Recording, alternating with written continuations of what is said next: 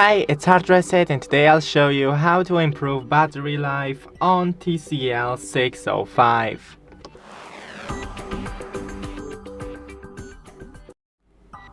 So the first thing we need to do is shorten screen timeout in settings, then display and sleep.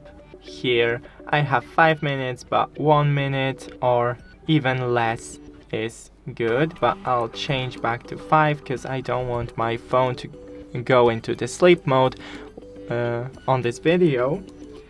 Then disable the vibration once again in settings, sounds and vibration. I meant the vibration haptics, so here touch feedback, media vibration. What you're not using, then just disable it.